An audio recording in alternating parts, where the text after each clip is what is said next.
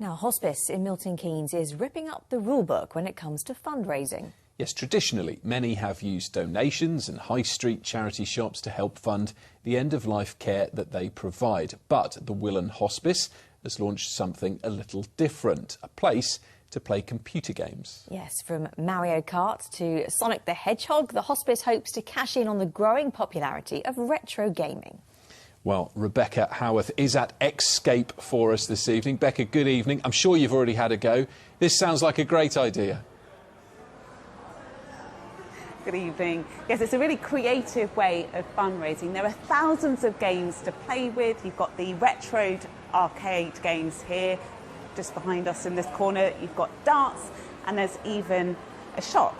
Now, all of this has been donated by the local community, and they had their first week of opening last week, which went really well, and that's really encouraging for the hospice, as the whole idea of this is to generate some much needed money from a new kind of audience. Traditional charity shops are changing. Believed to be the first of its kind in the UK, the Hangout is a retro gaming shop run by Willen Hospice. Donations to the Milton Keynes charity have dropped significantly. Bills have gone up by 40%, and with running costs reaching £10.7 million every year, they've had to come up with creative ways of fundraising. Customers pay £10 for a 2-hour slot and have access to more than 3,000 games, with all the money going to the hospice. It's super fun, but you also know it's like all for a good cause. They looked after my grandparents until the end of their lives, so it means a lot to me. I love the fact that it's got a bit of a nostalgia for the mums and the dads as well, but also you're helping such an amazing charity that's had a huge impact on our community. It's very good. It's good. The darts are good. Got good games. Everything's donated, yeah. So it's 100% from our supporters. We sell it, and hopefully it helps drive people to the Escape. We've got some great neighbours as well. They've been really kind in terms of giving us this on a free-to-let basis, so we can maximise really money for the hospice and the patients and families that need it at a time. It's really hard for them. Keith Privet is one of the patients benefiting from Willen Hospice's care.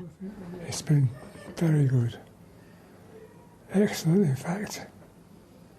Since I came through the doors, very welcoming. The hospice put on a fundraising event last year that brought in £25,000. This year, that same event raised £15,000. Our community service, which provides support for over 300 people, isn't currently funded, and that's really important for our ongoing survival. The level of our funding gap is directly correlated with the amount of money it costs to run that team.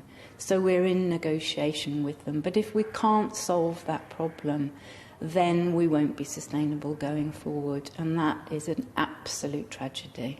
The gaming shop generated £4,500 the first week it opened.